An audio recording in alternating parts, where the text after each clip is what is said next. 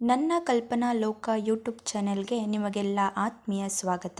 ಕತೆ ಶುರು ಮಾಡೋಕ್ಕೂ ಮೊದಲು ಯಾರೆಲ್ಲ ಇನ್ನೂ ನನ್ನ ಚಾನೆಲ್ಗೆ ಸಬ್ಸ್ಕ್ರೈಬ್ ಆಗಿಲ್ವೋ ಅವರು ದಯವಿಟ್ಟು ಸಬ್ಸ್ಕ್ರೈಬ್ ಆಗಿ. ಕತೆ ಚೆನ್ನಾಗಿದೆ, ಇಷ್ಟ ಆಗ್ತಾ ಇದೆ ಎಂದಾದರೆ ಪ್ಲೀಸ್ ಸಪೋರ್ಟ್ ಮಾಡಿ. ನನಗೆ ಈ ಮದುವೆ ಇಷ್ಟ ಇಲ್ಲ, ನಿಲ್ಲಿಸಿಬಿಡು ಈ ಮದುವೆಯನ್ನು ಎಂದು ಹೇಳಿದ ಸಹನಾಳ ಮಾತು ಕೇಳಿ ಆಘಾತವಾಗಿತ್ತು ಸಂಪತ್ಗೆ. ಗರ ಬಡಿದವನಂತೆ ನಿಂತು ಬಿಟ್ಟಿದ್ದನು. ಅವನಿಗೆ ಇದಕ್ಕೆ ಹೇಗೆ ಪ್ರತಿಕ್ರಿಯಿಸಬೇಕು ಎನ್ನುವುದೇ ತೋಚದಾಗಿತ್ತು.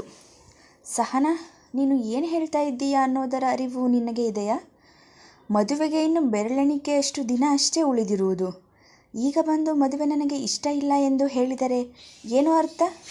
ಮದುವೆ ಇಷ್ಟವಿಲ್ಲ ಎಂದ ಮೇಲೆ ಇಷ್ಟು ದಿನ ಯಾಕೆ ಸುಮ್ಮನೆ ಇದ್ದೆ ಎಂದು ಸ್ವಲ್ಪ ಕೋಪದಲ್ಲಿಯೇ ಕೇಳಿದನು ಸಂಪತ್.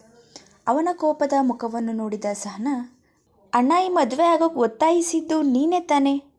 ನನಗೆ ಇವರನ್ನ ಅಂತ ಅಲ್ಲ, ಬೇರೆ ಯಾರನ್ನ ಸಹ ಮದುವೆ ಆಗೋಕ್ಕೆ ಇಷ್ಟ ಇಲ್ಲ ಅಂತ ನಿನಗೆ ಹೇಳುತ್ತಲೇ ಬಂದಿದ್ದೇನೆ. ಅದಕ್ಕೆ ಕಾರಣ ಏನು ಅನ್ನೋದು ಕೂಡ ನಿನಗೆ ಗೊತ್ತು. ಹೀಗಿರುವಾಗ ನನ್ನ ಮೇಲೆ ಯಾಕೆ ಕೋಪ ಮಾಡಿಕೊಳ್ಳುತ್ತಿದ್ದೀಯಾ?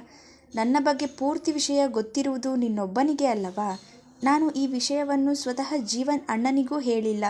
ಮನೆಯವರಿಂದ ವಿಷಯ ಮುಚ್ಚಿಟ್ಟಿದ್ದು ಅಲ್ಲದೆ ಆಕಾಶ್ ಅವರ ಹತ್ತಿರನೂ ವಿಷಯ ಮುಚ್ಚಿಟ್ಟು ಅವರನ್ನು ಮದುವೆ ಆಗೋಕೆ ನನ್ನ ಮನಸ್ಸು ಒಪ್ಪುತ್ತಿಲ್ಲ.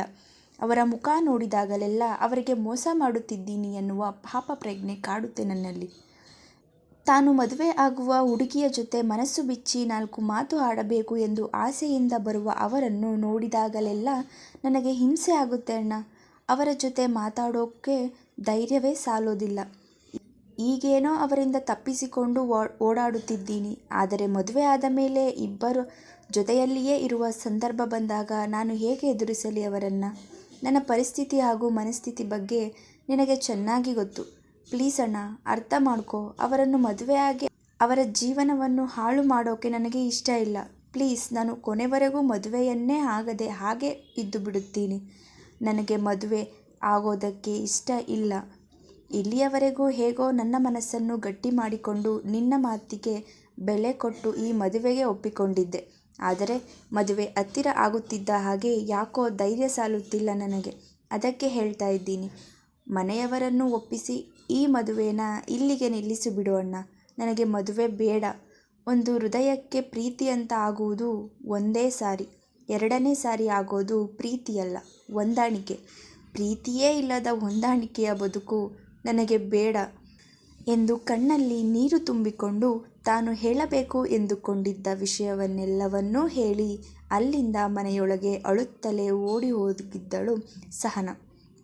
ಇಷ್ಟು ಹೊತ್ತು ಅವಳ ಮಾತುಗಳನ್ನು ಕೇಳಿದ ಸಂಪತ್ಗೆ ಅವಳು ಹೇಳಿದ ಮಾತುಗಳು ಸರಿಯಾಗಿ ಅರ್ಥವೇ ಆಗಲಿಲ್ಲ. ಅವಳು ಹೇಳಿದ ಮಾತುಗಳನ್ನೇ ನಿಧಾನವಾಗಿ ಯೋಚಿಸೋಕೆ ಶುರು ಮಾಡಿದವನಿಗೆ ಇವಳಿಗೆ ಇದು ಒತ್ತಾಯದ ಮದುವೆ ಹಾಗೂ ಈ ಮದುವೆಗೆ ಒತ್ತಾಯ ಮಾಡಿರುವುದು ಪ್ರಣಯ್ ಎನ್ನುವ ವಿಷಯ ಅರ್ಥವಾಗಿತ್ತು. ಇದೇನಾಗ್ತಾ ಇದೆ ಇಲ್ಲಿ?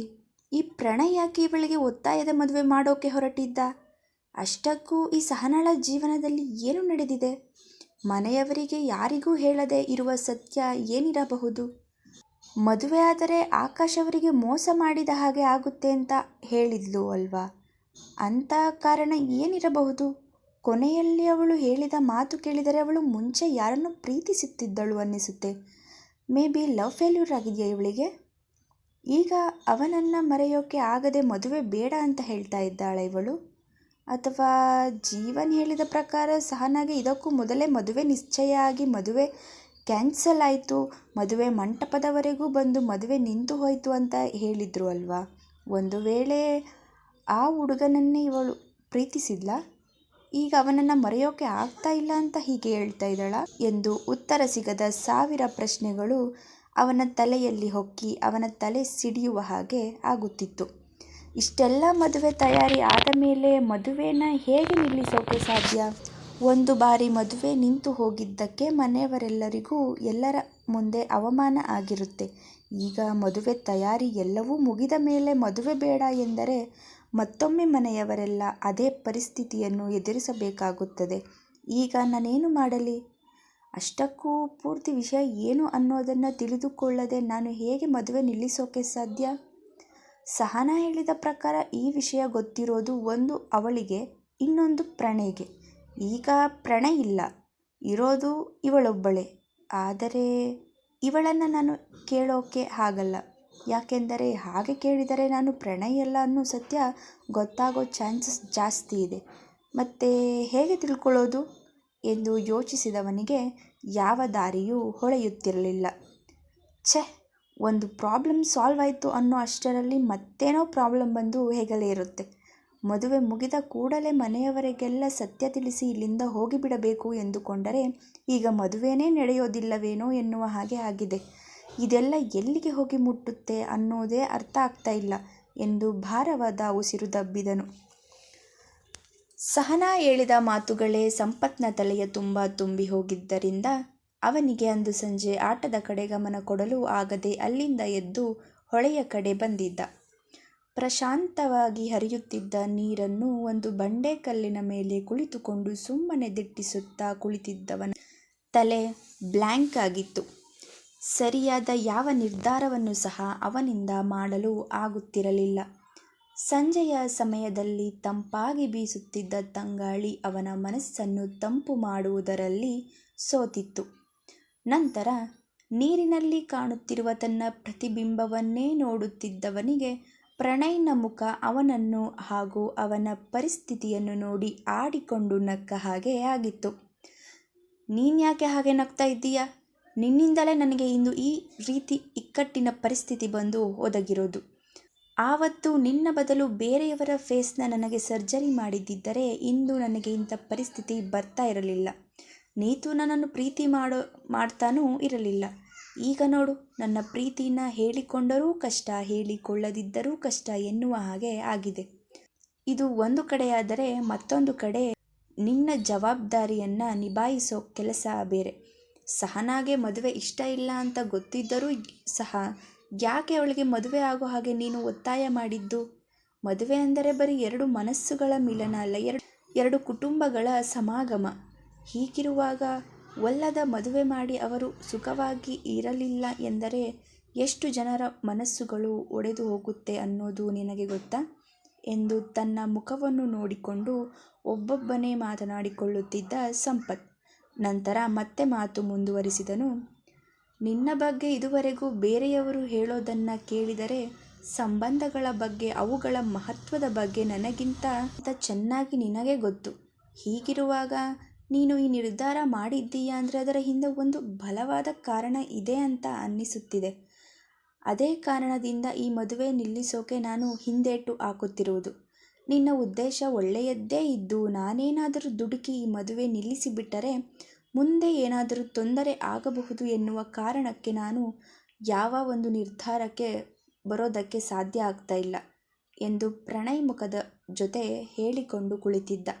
ಸ್ವಲ್ಪ ಹೊತ್ತಿನ ನಂತರ ಪ್ರಣಯ್ ಎನ್ನುವ ಕೂಗಿಗೆ ಹೆಚ್ಚೆತ್ತು ಧ್ವನಿ ಬಂದ ಕಡೆ ನೋಡಿದರೆ ಅಲ್ಲಿ ನೀತು ನಿಂತಿರುವುದನ್ನು ನೋಡಿ, ನೀನಾ? ಇಷ್ಟೊತ್ತಿನಲ್ಲಿ ನೀನು ಯಾಕೆ ಬಂದೆ ಇಲ್ಲಿಗೆ ಎಂದು ಕೇಳಿದ್ದ. ಆಗ ಅವನು ಕುಳಿತಿದ್ದ ಬಂಡೆಕಲ್ಲಿನ ಮೇಲೆ ತಾನು ಅಡ್ಜಸ್ಟ್ ಮಾಡಿಕೊಂಡು ಕುಳಿತುಕೊಂಡು, ಅದಾ, ನೀವೆಲ್ಲ ಗ್ರೌಂಡ್ನಲ್ಲಿ ಇರ್ತೀರಾ, ನಿಮ್ಮ ಪ್ರಾಕ್ಟೀಸ್ ಹೇಗೆ ನಡೀತಿದೆ ಅಂತ ನೋಡೋಕೆ ಹೋಗಿದ್ದೆ. ಆಗ ನೀನು ಅಲ್ಲಿ ಇರಲಿಲ್ಲ. ಎಲ್ಲಿ ಹೋಗಿದ್ದಾನೆ ಎಂದು ಕೇಳಿದ್ದಕ್ಕೆ ಹೊಳೆ ಕಡೆ ಹೋದ ಅಂತ ಹೇಳಿದರು. ಅದಕ್ಕೆ ಹುಡಿಕೊಂಡು ಬಂದೆ. ಅದು ಸರಿ, ಮ್ಯಾಚ್ಗೆ ಇನ್ನೂ 1 ತಿಂಗಳು ಟೈಮ್ ಇದೆ ಅಂತ ಅಂದ್ಕೊಂಡಿದ್ದೀಯಾ ನೀನು? ನಾಳೆ ಬೆಳಿಗ್ಗೆಯೇ ಮ್ಯಾಚ್ ಇಟ್ಟುಕೊಂಡು ಪ್ರಾಕ್ಟೀಸ್ ಮಾಡೋದನ್ನು ಬಿಟ್ಟು ಇಲ್ಲಿ ಬಂದು ಕೂತಿದ್ದೀಯಲ್ಲ, ನಿನಗೇನು ಬುದ್ಧಿ ಇಲ್ಲವಾ ಎಂದು ರೇಗಿದಳು. ಆದರೆ ಅವಳ ಮಾತಿಗೆ ಏನೂ ಉತ್ತರ ಕೊಡದೆ ಸುಮ್ಮನೆ ಕುಳಿತನು. ಪ್ರಣಯ್, ನಿನ್ನೆ ಕೇಳ್ತಾ ಇರೋದು ನಾನು. ಪ್ರಾಕ್ಟೀಸ್ಗೆ ಯಾಕೆ ಹೋಗಿಲ್ಲ? ನೋಡು, ನನಗೆ ಮನಸ್ಸು ಸರಿಯಿಲ್ಲ, ಅದಕ್ಕೆ ಪ್ರಾಕ್ಟೀಸ್ಗೆ ಸಹ ಹೋಗಿಲ್ಲ. ಈಗ ನಾನು ಒಬ್ಬನೇ ಇರಬೇಕು, ಸುಮ್ಮನೆ ಹೋಗು ಇಲ್ಲಿಂದ ಎಂದು ಶಾಂತವಾಗಿಯೇ ಹೇಳಿದನು. ಅವನಿಗೆ ತನ್ನ ಮನಸ್ಸಿನಲ್ಲಿ ಇರುವ ಗೊಂದಲ, ದುಗುಡ ಎಲ್ಲವನ್ನೂ ಅವಳ ಬಳಿ ಹೇಳಿಕೊಳ್ಳಬೇಕು ಎನ್ನಿಸುತ್ತಿತ್ತು. ಆದರೆ ಹಾಗೆ ಮಾಡಲು ಸಾಧ್ಯವಿರಲಿಲ್ಲ. ಅವನು ಮನಸ್ಸು ಸರಿಯಿಲ್ಲ ಎಂದಿದ್ದನ್ನು ಕೇಳಿದವಳು ಅವನ ಕೈ ಮೇಲೆ ತನ್ನ ಕೈ ಇರಿಸಿ, ಪ್ರಣಯ್, ಏನಾಯಿತು? ಯಾಕೆ ಹೀಗಿದ್ದೀಯಾ? ಮನಸ್ಸಲ್ಲಿ ಇರೋದನ್ನು ಮನಸ್ಸಲ್ಲೇ ಇಟ್ಟುಕೊಂಡರೆ ನೋವು, ಬೇಸರ ಕಮ್ಮಿ ಆಗಲ್ಲ. ಯಾರತ್ರನಾದರೂ ಹಂಚಿಕೊಂಡರೆ ಮನಸ್ಸು ಹಗುರವಾಗುತ್ತೆ. ಅದಕ್ಕೆ ಕೇಳ್ತಾ ಇದ್ದೀನಿ, ಹೇಳು, ಏನಾಯಿತು ಎಂದು ಮೃದುವಾಗಿ ಕೇಳಿದಳು. ಅವಳು ಹಾಗೆ ಕೇಳಿದಾಗ ಪರವಶನಾಗಿ ಅವಳನ್ನೇ ದಿಟ್ಟಿಸಿದನು ಸಂಪತ್. ಇಬ್ಬರ ಕಣ್ಣುಗಳು ಕೆಲವು ಕ್ಷಣ ಬೆರೆತವು. ಅವಳ ಹಿಡಿ ಒಲವಿಗಾಗಿ ಅವನ ಮನಸ್ಸು ಪರಿತಪಿಸುತ್ತಿತ್ತು. ಅವಳಿಂದ ಒಂದೆರಡು ಸಾಂತ್ವನದ ನುಡಿಗಳನ್ನು ಬಯಸುತ್ತಿತ್ತು. ಆದರೆ ಮರುಕ್ಷಣವೇ ಅವಳಿಗೆ ನನ್ನ ಮನಸ್ಸಿನಲ್ಲಿ ನಡೆಯುತ್ತಿರುವ ಸಂಘರ್ಷದ ಬಗ್ಗೆ ಗೊತ್ತಿದ್ದರೆ ತಾನೇ ನನಗೆ ಸಮಾಧಾನ ಮಾಡೋಕ್ಕೆ ಸಾಧ್ಯ ಎಂದು ತನ್ನಲ್ಲೇ ಹೇಳಿಕೊಂಡು ನಿಧಾನವಾಗಿ ಅವಳ ಭುಜದ ಮೇಲೆ ತಲೆ ಇಟ್ಟು ಹರಿಯೋ ನೀರನ್ನೇ ನೋಡುತ್ತಾ ಕುಳಿತನು. ಏನಾಯ್ತು ಅಂತ ಕೇಳಿದ್ದಕ್ಕೆ ಉತ್ತರಿಸದೆ ಸುಮ್ಮನೆ ಹೆಗಲ ಮೇಲೆ ಮಲಗಿಕೊಂಡವನ ನಡೆ ವಿಚಿತ್ರವೆನಿಸಿತು ನೀತುಗೆ. ಆದರೂ ಏನೂ ಮಾಡದೆ ಸುಮ್ಮನೆ ಕುಳಿತಳು. ಸ್ವಲ್ಪ ಸಮಯ ಕಳೆದಿತ್ತು. ಕತ್ತಲಾಗೋಕೆ ಬಂದರೂ ಅವನು ಇಲ್ಲಿಂದ ಹೋಗೋ ಸೂಚನೆ ತೋರದಿದ್ದಾಗ, ಹೋಯ್ ಪ್ರಣಯ್, ಹಾಗೆ ನಿದ್ದೆ ಮಾಡಿಬಿಟ್ಟ ಹೇಗೆ? ಕತ್ಲೆ ಆಗ್ತಾ ಇದೆ, ಬಾ ಮನೆಗೆ ಹೋಗೋಣ. ಸಂಜೆ ಮೇಲೆ ಹೊಳೆ ಹತ್ತಿರ ಇರಬಾರ್ದು, ಇಲ್ಲೆಲ್ಲ ಜಾಗ ಸರಿ ಇರಲ್ಲ ಅಂತ ಹೇಳ್ತಾರೆ ಎಂದು ಅವನನ್ನು ಎಚ್ಚರಿಸಿದಳು. ನಂತರ ಕುಳಿತ ಜಾಗದಿಂದ ಎದ್ದು ನಿಂತವನು, ಸರಿ ಬಾ ಹೋಗೋಣ ಎಂದಿದ್ದ. ನೀತು, ಸಹನಾ ಮದುವೆ ಮಂಟಪದವರೆಗೂ ಬಂದು ನಿಂತು ಹೋಗಲು ಕಾರಣ ಏನು? ಆ ಹುಡುಗನ ಅಡ್ರೆಸ್, ಫೋನ್ ನಂಬರ್ ಏನಾದರೂ ಇದೆಯಾ ನಿನ್ನ ಹತ್ತಿರ ಎಂದು ಅಳುಕಿನಿಂದಲೇ ಕೇಳಿದ್ದ. ಈ ವಿಷಯ ನಿನಗೆ ಗೊತ್ತಿಲ್ವಾ ಎಂದು ಕ್ರಾಸ್ ಕ್ವೆಶ್ಚನ್ ಕೇಳಿಬಿಟ್ಟರೆ ಏನು ಹೇಳೋದು ಎಂದು ಯೋಚಿಸುತ್ತಲೇ ಕೇಳಿದ. ಆ ಹುಡುಗ ಯಾರು ಎನ್ನುವುದು ಗೊತ್ತಾದರೆ ಸಹನಾ ಮದುವೆ ಬೇಡ ಎನ್ನುತ್ತಿರುವುದಕ್ಕೆ ಕಾರಣ ಗೊತ್ತಾದರೂ ಗೊತ್ತಾಗಬಹುದು ಎನ್ನುವ ಯೋಚನೆಯಿತ್ತು. ಅವನ ಮಾತಿಗೆ ನಡೆಯುತ್ತಿದ್ದವಳು ಒಮ್ಮೆ ತನ್ನ ನಡಿಗೆ ನಿಲ್ಲಿಸಿ ಅವನ ಕಡೆ ತಿರುಗಿ, ಪ್ರಣಯ್, ಏನಾಗಿದೆ ನಿನಗೆ? ಆಗಲೇ ನಾನು ಕೇಳಿದ್ದಕ್ಕೆ ಮನಸ್ಸು ಸರಿಯಿಲ್ಲ ಅಂದೆ. ಆದರೆ ಈಗ ನಿನ್ನ ಮಾತು ಕೇಳುತ್ತಿದ್ದರೆ ನಿನ್ನ ತಲೆಯೇ ಸರಿ ಇಲ್ಲವೇನೋ ಅನ್ನಿಸುತ್ತಿದೆ ನನಗೆ. ತುಂಬ ವರ್ಷಗಳ ನಂತರ ನಮ್ಮ ಮನೆಯಲ್ಲಿ ನಡೆಯುತ್ತಿರುವ ಮೊದಲ ಶುಭ ಕಾರ್ಯ ಇದು. ನೀನು ನೋಡಿದರೆ ಏನೇನೋ ಹೇಳ್ತಾ ಇದ್ದೀಯಲ್ಲ.